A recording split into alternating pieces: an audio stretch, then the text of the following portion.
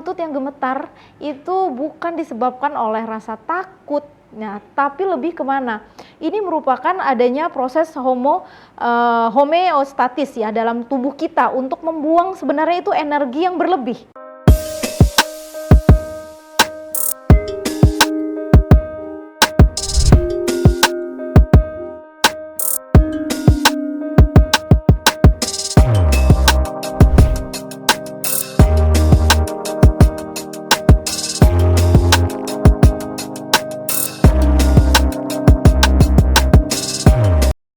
Selanjutnya adalah analisis bahasa tubuh, atau juga ini yang bisa disampaikan bahasanya adalah komunikasi nonverbal.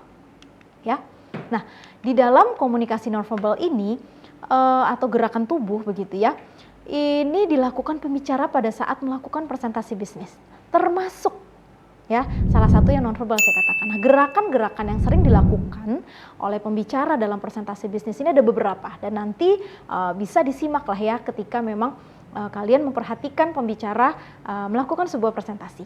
Adanya ekspresi wajah, ya. Jadi nggak mungkin ya dari awal sampai akhir menampilkan mimik ya ataupun ekspresi wajah yang datar atau flat. Ya, pasti ada dinamikanya. Ketika memang hal yang disampaikan itu penting, ya, mungkin keseriusan dari wajah pembicara itu akan berubah. Ataupun yang disampaikan adalah hal-hal yang bersifatnya non-formal atau humor. Itu pun mungkin ada ekspresi senyum di wajahnya. Yes. And then yang kedua adalah smile atau tersenyum. Kan nggak ingin ya kita menerima materi yang memang kita tahu itu materinya berat. Lalu dengan melihat pembicaranya juga yang tidak ada senyum dari awal sampai akhir, sudah makin berat materi yang kita terima nantinya. Nah, kalau pemateri itu atau pembicara memberikan sentuhan gitu ya di komunikasi nonverbalnya, menganggap bahwa materi yang disampaikan itu walaupun berat tapi tidak diterimanya akan begitu berat, sehingga audiens pun bisa menerima dengan baik materi yang diberikan oleh pemateri tersebut. Yang selanjutnya adalah eye contact. Ini menjadi sangat penting ketika pemateri memang melakukan kontak mata dengan audiens. Ini dianggap audiens sebagai diterimanya mereka, begitu ya, atau diajak berkomunikasi walaupun tidak secara langsung, gitu ya. Dan juga audiens merasa fokus dan konsentrasi mereka ketika bertatapan atau adanya kontak mata dengan pemateri itu tetap ada. Lalu yang selanjutnya adalah gerakan tangan. Nah, gerakan tangan di sini juga bisa membuat audiens tetap fokus terhadap kita ya, baik itu gerakan bahu juga, gerakan kepala juga. Nah, gerakan-gerakan yang dilakukan oleh audiens dalam body language-nya itu sangat penting sekali untuk tetap menjaga fokus audiens ke pemateri yang ada di depan. Dan yang terakhir adalah cara berdiri. Cara berdiri juga mempengaruhi ya, dalam artian tidak membungkuk, berdiri dengan sikap sempurna. Jadi audiens yang di depan juga tetap menganggap dan juga tetap memberikan respect begitu ya terhadap kita yang ada di depan ketika memberikan materi.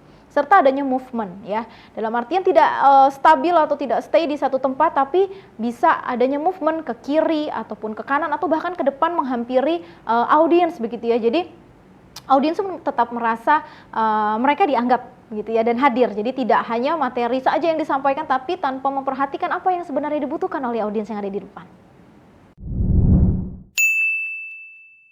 Oke. Nah, selanjutnya adalah bagaimana cara menumbuhkan percaya diri kita ketika kita melakukan presentasi ya. Ini semuanya kembali lagi ke jam terbang gitu ya.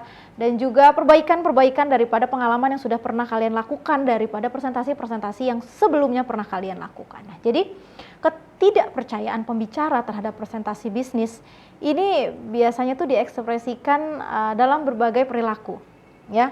Biasanya tuh ada yang gemetar. Ya, believe it or not, it happens. Ya, tangan atau lutut yang gemetar itu bukan disebabkan oleh rasa takut, nah, tapi lebih kemana? Ini merupakan adanya proses homeostatis ya dalam tubuh kita untuk membuang sebenarnya itu energi yang berlebih. Nah, manfaatkan sebenarnya kelebihan energi itu secara positif dengan melakukan gerakan tubuh. Jadi biarkan gerakan tubuh itu terjadi secara alami. Ketika memang ada gemetar tangan atau lutut begitu ya, kalian bisa melakukan body movement seperti gerakan tangan ataupun juga perpindahan posisi berdiri. Nah, sehingga gemetar itu tadi bisa manfaatkan gitu ya secara lebih positif. Lalu yang kedua adalah bicara sesekali. Jadi jika saat presentasi, pembicara kehilangan urutan pemikiran ya, karena terdistraksi ataupun juga terputus-putus. Nah ini sebaiknya lepaskan kontak mata ke audiens. Nah dengan teknik menarik nafas ya dalam ya dan juga menghembuskan secara perlahan, lalu fokus pada apa yang akan disampaikan daripada apa yang dilupakan. Nah, jadi jangan sudah lupa begitu ya terhadap satu materi yang belum disampaikan, terus kalian terjeda begitu panjang karena memikirkan untuk menarik memori itu kembali, tetapi kalian harus tetap terus menyampaikan materi apa yang selanjutnya gitu ya. Jadi jangan membiarkan kalian untuk mengingat-ingat atau menarik kembali memori yang memang sudah lupa itu tadi. Oke. Nah, yang ketiga adalah mulut terasa kering gitu ya.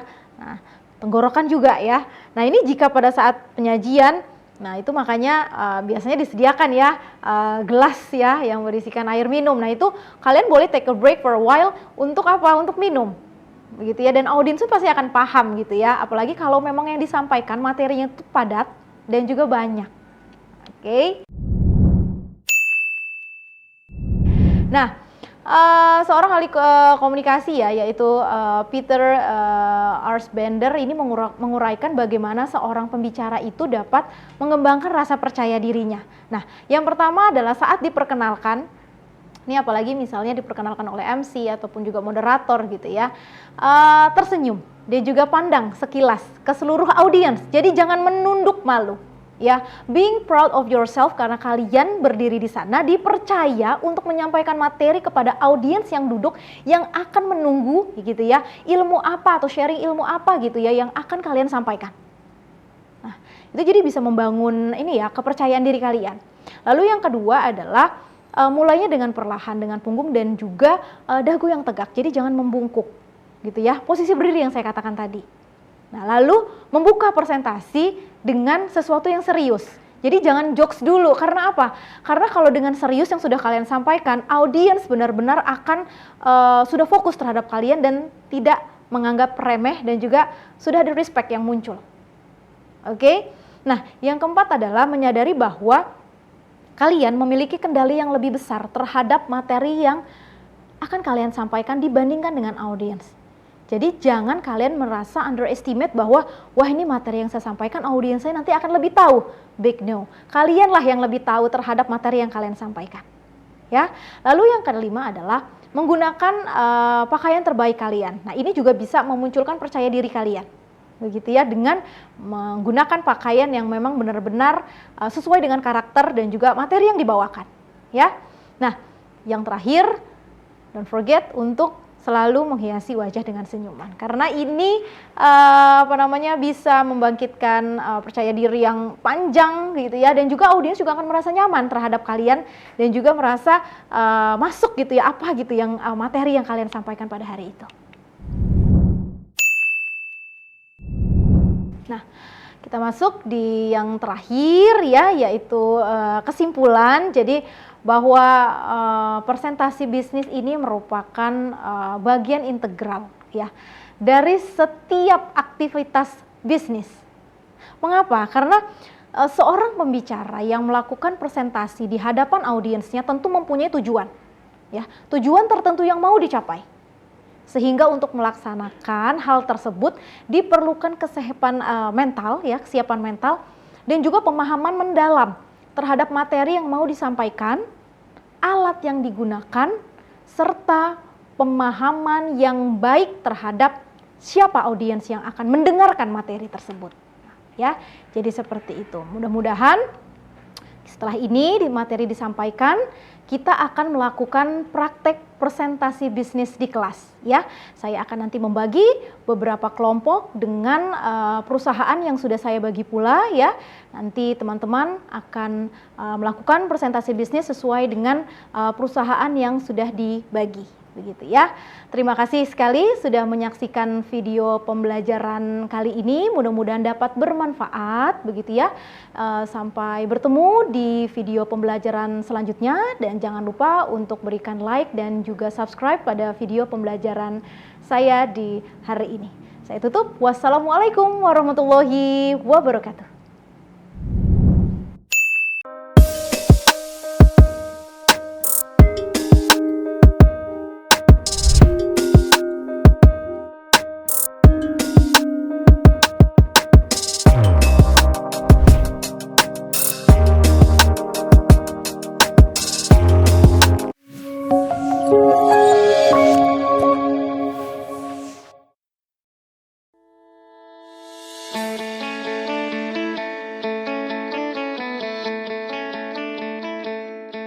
Lampung, the Treasures of Sumatra, is a province that becomes the gateway to the Sumatra Island.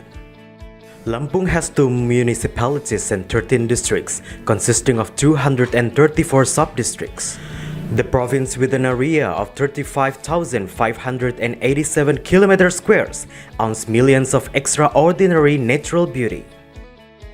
Education in Lampung province is also highly considered and colored by the existence of Universitas Teknokrat Indonesia.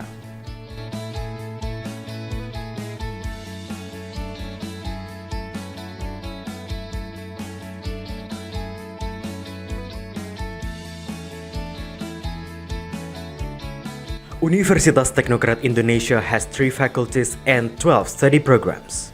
Faculty of Engineering and Computer Sciences with the 6 study programs: Electrical Engineering, Civil Engineering, Computer Engineering, Information Technology, Informatics, and Information System.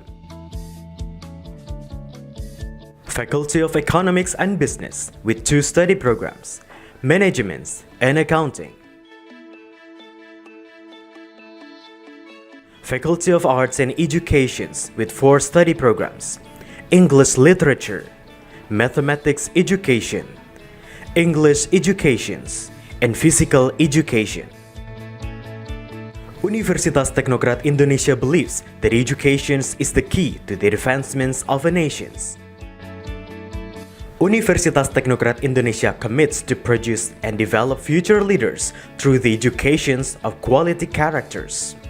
This receives a very good reception and trust from the community, which is marked by an increasing interest in students from year to year. The students and lecturers have lots of achievements and awards. Also, our quality is recognized by National Accreditation Board for Higher Education and many international collaborations. Universitas Teknokrat Indonesia also prepares the students to face the globalization's era through the use of digital technology. Universitas Teknokrat Indonesia has a number of representative facilities provided to support the learning process, such as comfortable classroom, laboratories, information technology, and the internet. Our vision is to be an excellent university in Sumatra with international standard and able to play an active role in nation building through 3 pillars of higher education, comprising education, research, and community service. We have graduated outstanding students who can be accepted in state agencies and other large companies. At Universitas Teknokrat Indonesia, the students and lecturers are encouraged to create and innovate by creating products and services that benefit the community through research activities and community services. In an effort to achieve its visions and missions, the academics of Universitas Teknokrat Indonesia are guided by the organizational culture values of discipline, quality, creative, and innovative.